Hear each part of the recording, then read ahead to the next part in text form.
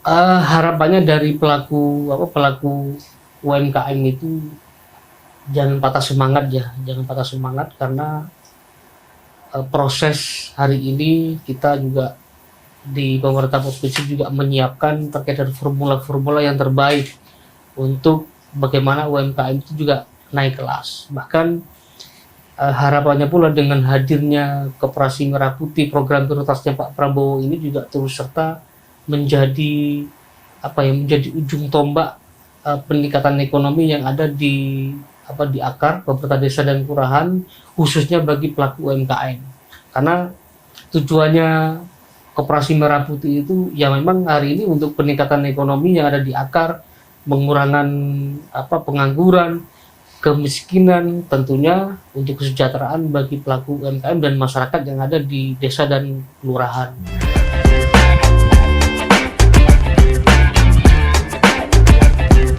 Halo Emor, selamat datang di podcast Suara Rakyat sama Fandar kali ini, dan aku pengen ngajakin kamu ngobrol soal UMKM. Soalnya gimana itu katanya tulang punggung perekonomian daerah. Sayangnya mereka seringnya malah tulang tulung alias minta tolong karena nggak bisa naik kelas. Nah, sama Fandar sudah ada Mas Denny Prasetya dari Komisi B Mas ya, DPRD Jawa Timur. Bener kan Mas ya, tapi kalau kita ngomong UMKM itu mereka tulang punggung yang lebih sering tulang tulung daripada jadi tulang punggung. Gitu gak sih Mas sebenarnya? Ya sebetulnya sih kalau UMKM itu hari ini kan konteksnya itu ya memang harus harus naik kelas. Harus ya. Tapi sebelum naik kelas itu paling tidak kan ada ketentuan-ketentuan yang harus disiapkan. Seperti ya perizinannya. Perizinan malah Mas ya. Iya, karena hari ini pula kan ada keterkaitan juga kan, ada keterkaitan, terintegrasi juga sasarannya itu ya di UMKM yang ada di pemerintahan paling di akar. Kenapa seperti itu? Pelaku UMKM ini pun salah satunya dari penyedia makanan dan minuman gitu kan. Terus bahan-bahan kerajinan macam-macamnya. Konteksnya mengarah kepada makanan dan minuman. Hari ini kita sandingkan juga dengan makan bergizi gratis. Itu kan bisa yang connect ya. Yang mengkonsumsi, yang makan itu kan juga manusia. Ya, itu betul. Harus ini juga seperti perizinannya, ketentuan-ketentuan itu ya harus harus disiapkan matang-matang, karena yang mengkonsumsi itu kan juga manusia. Khawatir nanti begitu sudah direalisasikan, sudah ada kerjasama seperti makan bergizi gratis, akhirnya yang mengkonsumsi pun juga tidak higienis ataupun sakit lah atau mabuk lah kayak gitu. Salah lagi pemerintah nanti kalau kayak gitu ya kan. Jadi memang konsepnya harus ditata utuh gitu Mas ya. Betul, sangat inilah harus sama-sama saling dari perizinannya, terus dari pelaku usahanya. Nah itu pun juga saling kira-kira yang menjadi kekurangan. Nah, kekurangan itu paling tidak kan nanti jangan sampai sungkan-sungkan, jangan sampai tidak punya izin tapi menjadi penyedia bahan baku. Serem kalau gitu Mas. Nggak boleh seperti itu. Tapi kalau UMKM secara makro nih Mas di Jawa Timur, mereka sudah berhasil jadi penopang nggak sih untuk perekonomian Jawa Timur ini? Ini kan dasar dari pemerintah di semua tingkatan seperti provinsi, baik itu kabupaten kota. Harapannya itu ada berapa sih jumlah UMKM hari ini kan proses ya. Proses mana yang sudah berjalan, mana yang sudah naik kelas itu kan sudah ada, mana yang go nasional, mana yang go internasional. Terus mana ini yang baru? Karena proteknya hari ini kan yang paling di akar. Iya, betul. Tidak menutup kemungkinan nanti. Contoh misalkan kayak Koperasi Merah Putih, satu desa satu koperasi. Itu proteknya kan satu desa satu koperasi itu di desa A, kelurahan A. Gitu kan. Pengurusnya aja kan tidak boleh dari luar desa A. Iya, harus dari desa itu.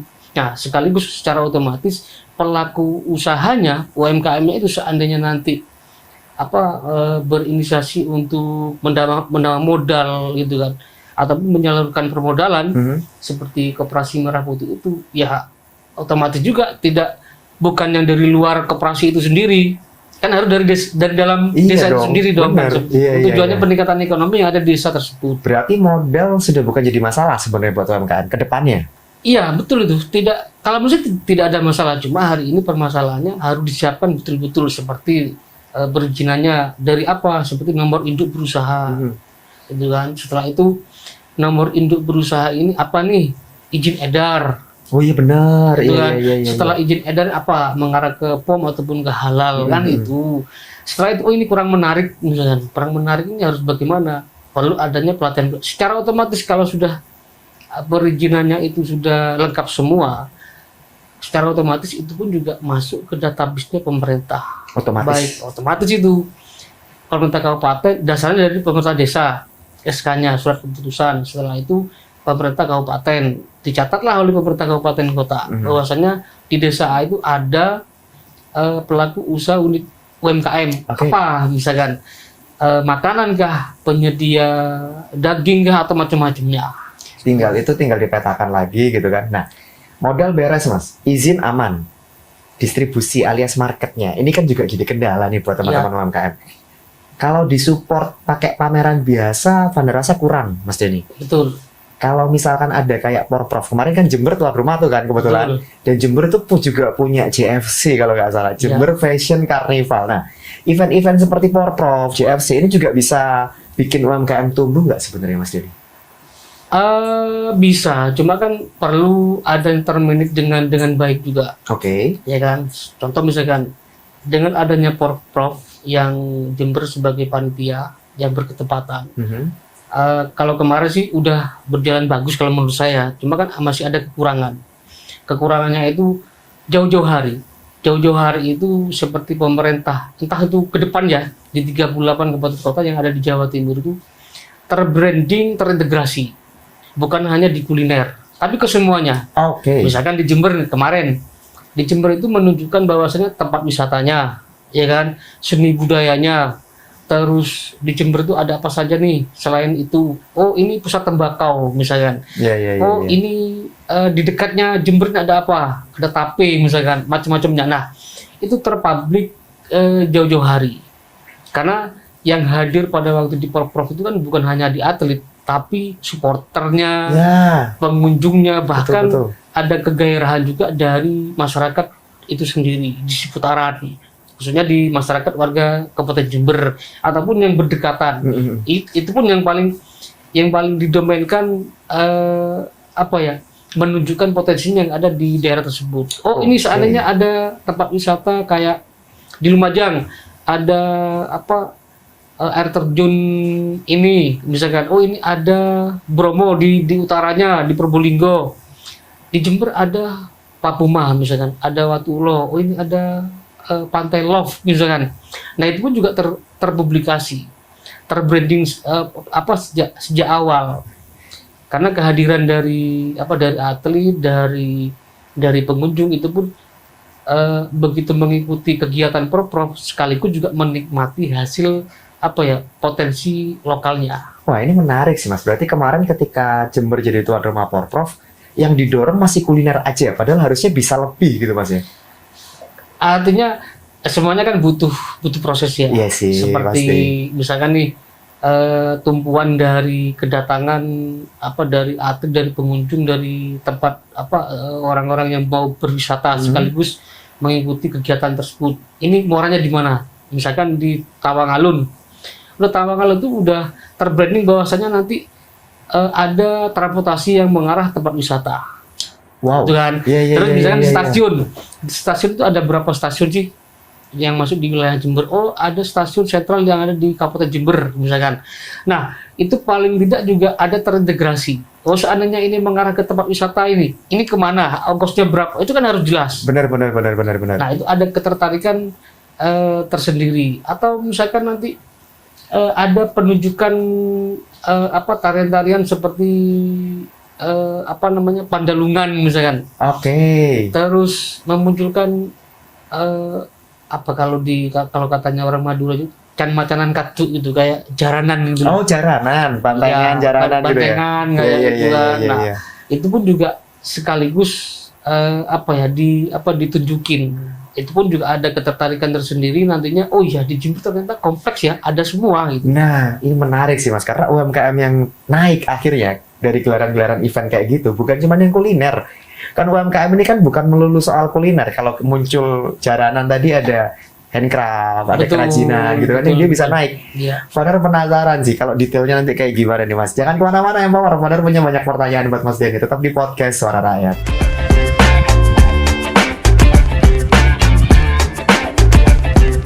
Lanjut lagi ya Mawar, masih di podcast Suara Rakyat sama Fadar dan Mas Denny.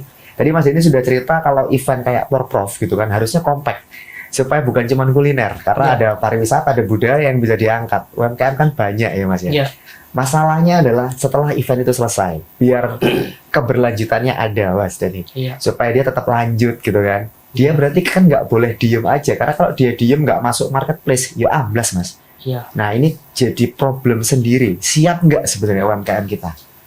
Ya, hari ini paling tidak kan juga berpikirnya itu bagaimana pemerintah hadir, gitu kan. Itu poinnya. Iya, iya, iya. Pemerintah itu harus hadir. Karena kalau tidak hadir pun, karena di pemerintahan ini ada seperti kayak dinas koperasi UMKM, ada dinas informasi kan, Iya. gitu kan, Infokom, informasi dan komunikasi. Nah itu kan terintegrasi.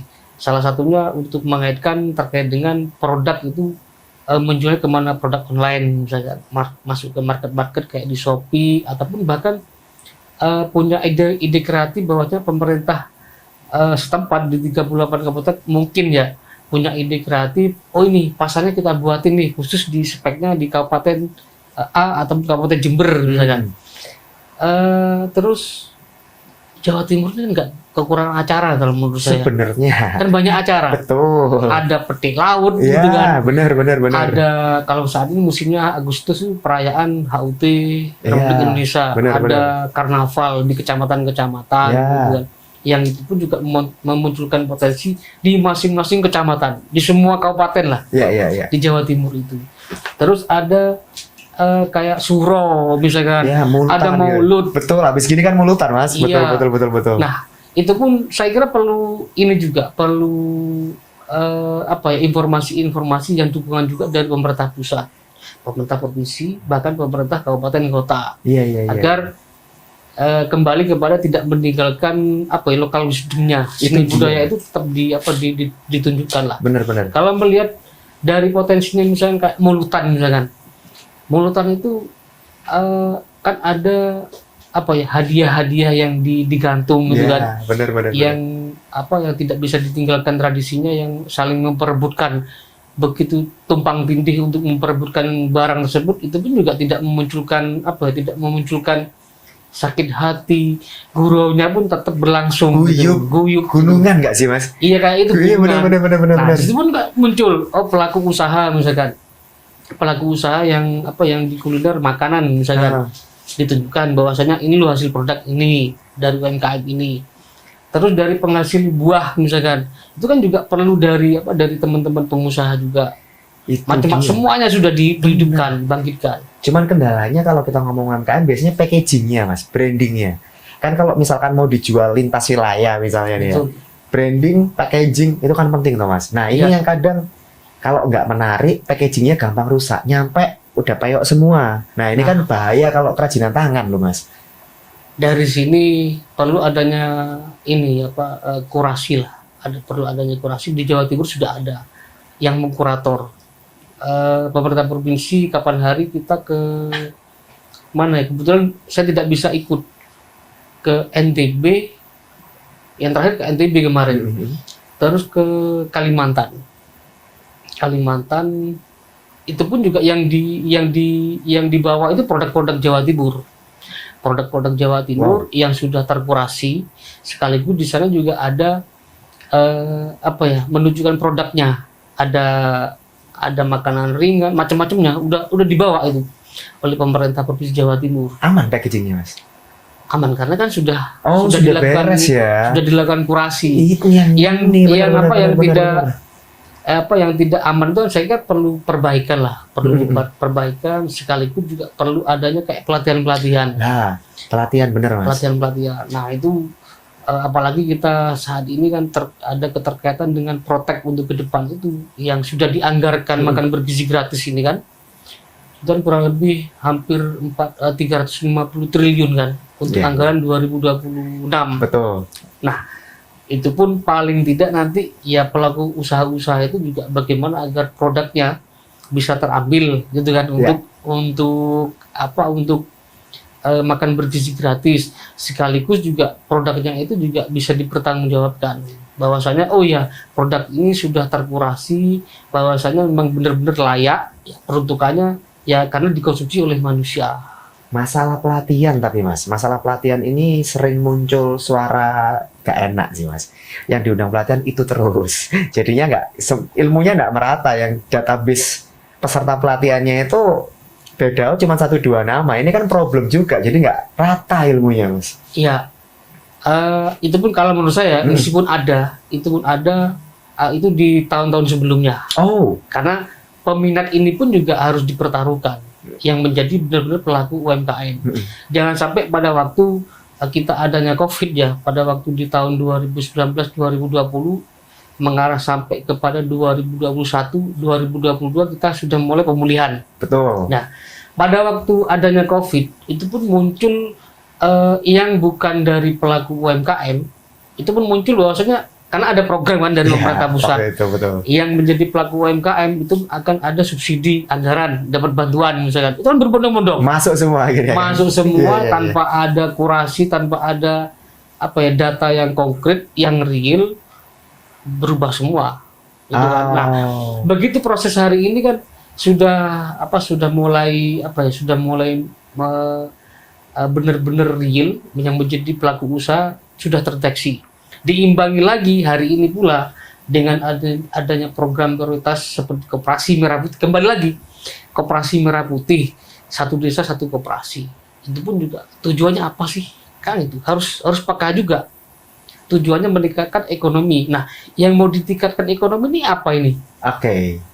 Ada pertanian, pelaku UMKM salah satunya kan itu. Jadi nggak boleh suzon yang mawar sama Koperasi Merah Putih ini. Kan orang lihat, wah anggarannya besar loh. Kamu harus lihat dulu secara mikro. Kamu zoom sampai kecil. Ya. Koperasi Merah Putih itu salah satunya supaya UMKM naik kelas lewat akses modal, Mas ya. Betul. Itu supporting anggaran yang bukan diberi ya, tapi pinjaman yang itu pun juga konteksnya ada di lingkup yang paling di akar di pemerintahan desa dan kelurahan. Yang biasanya susah dapat akses modal mereka, Mas. Betul sekali. Hari ini ya proteknya arahnya ke sana juga. Menarik. Bahkan kalau saya secara pribadi kalau tidak peruntukannya itu tidak untuk peningkatan ekonomi, sasarannya itu kepada UMKM, kepada petani, mending nggak usah ada koperasi sudah. Betul, karena kan kalau kita bicara UMKM, mereka pinjam ke bank belum tentu ACC, Mas. Ya.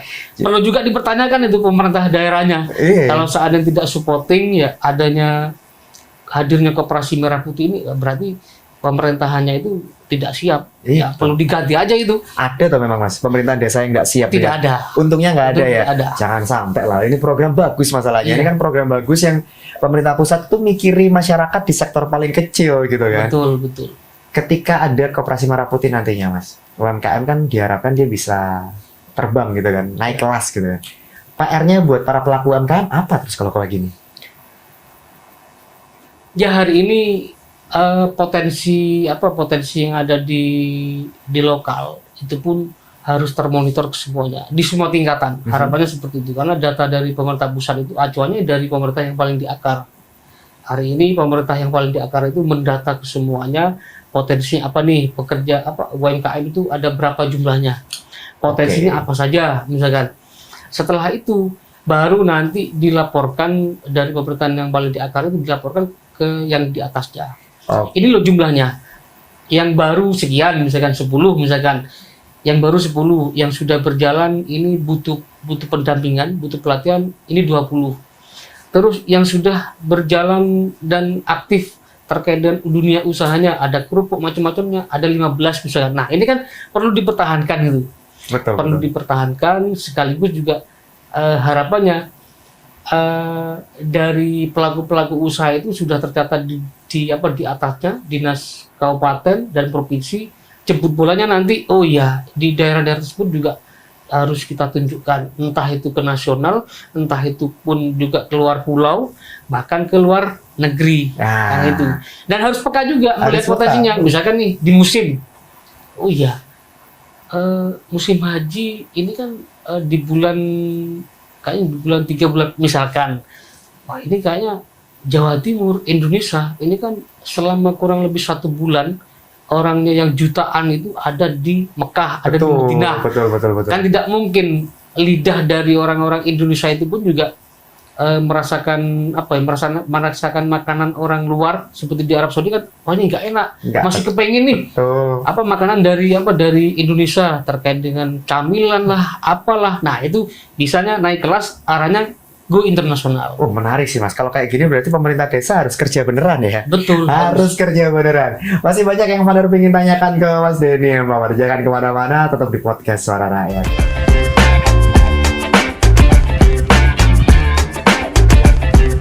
Lanjut lagi ya Mawar, masih di podcast Suara Rakyat sama founder dan Mas Denny. Tadi kan terakhir Mas, saya singgung dikit ya. Ini kan pemerintah desa harus kerja beneran. Yang berarti mereka nggak boleh ketinggalan ketika ada update teknologi yang bisa support UMKM. Nah, teman-teman Komisi B ngawalnya gimana nih Mas? Biar pemerintah desa ini nggak lepas gitu, nggak ketinggalan ya? Ya, sebelumnya saya mengucapkan terima kasih ya kepada Dinas Koperasi dan UMKM di Jawa Timur yang sudah gencar sebetulnya mensosialisasikan terkait dengan perizinan-perizinan, karena masih banyak teman-teman pelaku UMKM itu yang tidak punya izin, sudah berjalan. Akhirnya ya? Ya, sudah berjalan tapi izin-izinnya tidak punya. Akhirnya salah satu masukan dari Komisi B kemarin untuk mensisir di 38 kabupaten kota. Saya yang ada di perwakilan Dapil Jember Lumajang akhirnya dijemput bola juga oleh pemerintah provinsi lewat Dinas Koperasi dan UMKM. Untuk apa? Untuk mensosialisasikan terkait dengan perizinan-perizinan. Akhirnya apa? Akhirnya banyak pelaku UMKM itu yang berantusias untuk mendaftar dan melakukan perizinan-perizinan itu di tempat pada waktu acara. Wow, jadi karena mereka selama ini angel mungkin ngurus izin, begitu ada momen datang Mas ya? Iya, karena yang temuan saya secara pribadi begitu kita turunnya reses gitu kan, turun reses itu mengeluh dari konstituen, dari masyarakat itu bagaimana caranya untuk mengurus izin gitu kan, untuk mendapatkan nomor induk berusaha, setelah itu juga bagaimana untuk mendapatkan izin edar, padahal itu kan mudah sebetulnya ya. Mendapatkan nomor induk berusaha yang benar real, yang penting usahanya ada, itu kan daftarnya online. Betul. Cuma pelaku usahanya itu kan tidak begitu memahami terkait dengan dunia digital. Kayak mama, kayak ibu. Bahkan juga banyak pertanyaan juga. Dengan di Jember itu kan sudah menjamur namanya kayak market besar, swalayan. Tapi banyak juga produk-produk dari ibu-ibu, dari mama itu pun juga tidak bisa masuk di market besar tersebut. Loh emangnya? Padahal mereka karena tidak punya izin. Oh iya. Karena tidak punya izin. Sekarang itu sebetulnya sudah di aturan pemerintah itu ada keharusan, ada kewajiban produk lokal itu harus masuk di market tersebut. Entah itu di Alfamart, di Indomaret, market yang besar kayak di Jember Dira, terus di Lariso itu kan ada mall Lariso itu, tempat pusat perbelanjaan itu, tapi minim sekali, nyaris tidak ada. Karena saya pastikan nyaris tidak ada. Bukan salah martnya, tapi karena memang izinnya belum ada. Betul. Dengan adanya program yang dikawal sama teman-teman DPRD, jadi bisa masuk Mas ya. Alhamdulillah saat ini sudah mulai menunjukkan hasil gitu kan. Meskipun tidak terlalu banyak ya yang masuk, tapi sudah mulai proses. Tapi kesadaran itu memang perlu. Karena informasi ini pun juga jarang diterima kalau yang saya begitu turun pada waktu reses. Akhirnya kita sampaikan juga pada waktu kita RDP hearing dengan Komisi B, kebetulan dengan Mitra Koperasi dan UMKM. Kita sampaikan bahwasanya di bawah itu keluhannya seperti ini gitu kan. Dan dikasih ruang, kapan itu semua anggota yang di Komisi BN dikasih ruang juga. Ada seperti saya pribadi kan tidak menyanyiakan ruang tersebut. Ya, Atau karena itu pun akan kembali kepada konstituen dan kepada Nah, masyarakat. kan memang itu kebutuhan yang ditunggu-tunggu sama pelaku Betul. UMKM. Ya memang Sangat mungkin betul belum sih. banyak yang bisa masuk, tapi proses kan memang harus pelan-pelan Iya. ya Mas ya. Selain program-program yang kayak perizinan gitu Mas, biasanya kan kalau UMKM itu kan ada bantuan-bantuan gitu, entah bantuan operasional, entah bantuan finansial, itu kan pasti ada. Iya. Nah ini teman-teman DPRD ngawalnya gimana Mas? Biar yang dapat itu memang ya yang harusnya memang dapat gitu kan. Iya. Nggak harusnya nggak dapat malah dapat kan, supaya tidak seperti itu, gimana Mas? Kalau temuan kita di perjalanan ya, di Komisi B itu ya bagaimana mau mendapatkan program kalau perizinannya itu tidak ada. Oke. Jadi hari ini kita dituntut misalkan kita mengakses program, paling tidak kan ya harus secara otomatis tercatat di database-nya dinas. Harus wajib Mas. Iya. Nah, tidak hanya tercatat karena hari ini pula paling tidak ya proses proses seperti perizinan itu mulai dari NIB, izin edar sampai halal itu pun harus terpenuhi. Gitu kan. Nah, baru nanti kalau seandainya mau meningkatkan nilai produksi misalkan. Ada contoh misalnya kayak di Lumajang, di Rajuagung itu pun ada proses, ada usaha UMKM proses pembuatan kerupuk. Nah, ketemu dengan saya berkeinginan untuk meningkatkan nilai produksi, tapi modal tidak ada, gitu kan? Modal tidak ada. Iya. Akhirnya dia menunjukkan apakah izin-izinnya ada, gitu kan? Ada, tapi proses izin edarnya masih belum, gitu. Oke. Ayo coba kita bantu untuk uruskan izin edar, gitu kan? Kita bantu uruskan izin edar.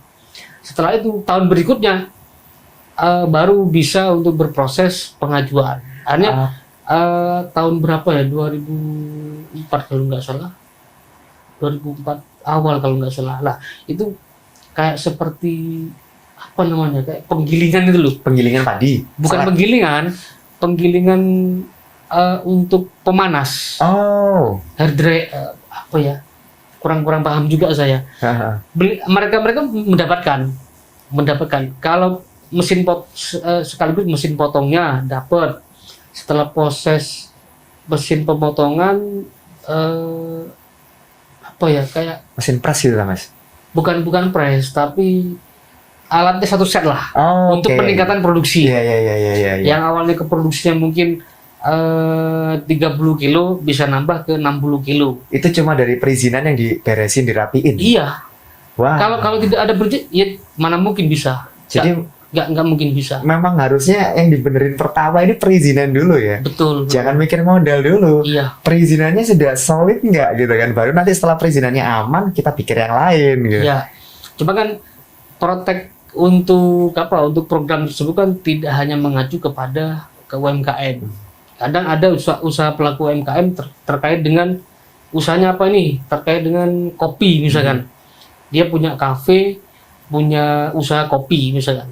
Nah, itu tidak bisa seperti peralatannya itu mengarah kepada koperasi dan UMKM. Itu kan ada base sendiri. Dilihat dulu ini posisinya, misalkan kopi ini berasal dari mana? Perkebunan kan, kopi. Jadi di dinas perkebunan itu bisa mengakses terkait dengan peralatan roasting kopi. Nah, itu ada di situ. Oh, asalkan masuk dulu. Tapi Ya. kalau nggak masuk Tapi ya nggak bisa. dilengkapi aja dulu seperti perizinan-perizinannya. Oke, karena kalau nggak gitu susah juga, database-nya nggak ada gitu Mas ya. Betul. Selain soal perizinan Mas, ketika perizinannya beres, Jawa Timur ini kan tempat wisata banyak lah Mas. Kalau tadi kan mart-mart diwajibkan untuk mendisplay produk UMKM. Ya, Nggak ada Mas peraturan di Jawa Timur itu yang tempat wisata wajib juga membranding UMKM. Kan banyak tempat wisata di Jawa Timur. itu bukan tidak ada. Memang kan harus ada kewajiban itu. Oh, sekarang juga wajib Mas ya? Udah. Nggak Iya. cuma mart berarti Cuma Mas ya? kan berpikirnya hari ini tidak terpacu kepada tempat wisata yang instan.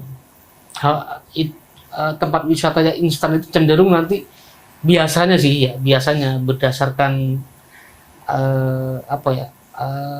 atas dasar dari misalkan di desa itu kan prosesnya kan ada pencalon kepala desa. Ya. Biasanya usianya itu dengan masa jabatan biasanya. Oh. Begitu masa jabatannya habis, terkait dengan ide gagasan untuk keberlangsungan untuk ke depan itu, Ikut tempat habis. wisata juga habis juga. Oke, jadi kalau tempat wisata itu sebenarnya sudah ada, cuman Iya. bukan yang instan ya. Intinya itu harus termanage dengan dengan baik dan jangka panjang. Itu PR-nya berarti ya. Jangan sampai nanti itu kan imbasnya kan nanti begitu wisatanya instan sudah terkolaborasi, terintegrasi dengan tempat wisata sekaligus dengan UMKM juga Betul. dengan masyarakat, kasihan juga kan. Nah, UMKM begitu udah mulai naik, tempat wisatanya nggak ada. Ya itu. Tutup gara-gara masa jabatan habis. Lah inilah ya kasihan UMKM-nya Mas ya. Tapi intinya itu kalau menurut saya sih peran dari pemerintah kabupaten itu pun juga hadir lah, Oke. hadir untuk memanage ya, terus serta memanage potensinya yang ada di desa-desa kayak di Jember misalkan ada 248 desa dan kelurahan. Nah, potensi itu juga menunjukkan bahwasanya terpeta-peta sudah masuk database pemerintah kabupaten bahwasanya potensinya ini tempat wisatanya pemandian. Oh ini tempat wisata kayak air terjun misalkan. Oh ini tempat wisata yang tidak pernah ada kunjungan dari orang-orang berwisata, tapi potensinya itu juga luar biasa sekali. Nah, itu pun juga ada supporting dari pemerintah desa yang juga menjadi rumusan sekaligus rancangan jangka menengah dan pendek itu pun juga terfikirkan. Berarti nggak bisa sembarangan memang Tidak ya. bisa sembarangan. Kalau ngurusin UMKM ini dia harus dari hulu ke hilir semua beres Mas ya. Betul. Wah, kalau kayak gitu nih terakhir nih Mas Denny. Pesan Mas Denny. Tadi kan Mas Denny sudah cerita banyak soal dari sisi pemerintahnya. Untuk teman-teman pelaku UMKM, pesan Mas Denny pripun? Harapannya dari pelaku UMKM itu jangan patah semangat ya, jangan patah semangat karena proses hari ini kita juga di pemerintah provinsi juga menyiapkan terkait dengan formula-formula yang terbaik untuk bagaimana UMKM itu juga naik kelas. Bahkan harapannya pula dengan hadirnya Koperasi Merah Putih, program prioritasnya Pak Prabowo ini juga terus serta menjadi menjadi ujung tombak peningkatan ekonomi yang ada di akar pemerintah desa dan kelurahan khususnya bagi pelaku UMKM. Karena tujuannya Koperasi Merah Putih itu ya memang hari ini untuk peningkatan ekonomi yang ada di akar, pengurangan pengangguran, kemiskinan, tentunya untuk kesejahteraan bagi pelaku UMKM dan masyarakat yang ada di desa dan kelurahan. Nah, itu dia. Jangan takut lagi Mas ya. Ya. Tetap semangat. Kamu share deh episode ini yang Mawar kemana-mana. Kenapa? Karena pelaku UMKM itu kadang masih takut. Padahal sekarang sudah ada Koperasi Merah Putih ya, Iya. Mas Denny ya. Terima kasih anyway Mas Denny. Insight-nya luar biasa banget. Fadar jadi tahu Koperasi Merah Putih yang diurusin banyak. Dan benar-benar bersentuhan dengan masyarakat real di bawah. Ini luar biasa banget. Wajib kamu like sama subscribe ya Mawar. Kenapa harus di-subscribe loh ya? Biar kamu tahu episode podcast Suara Rakyat selanjutnya ada apa.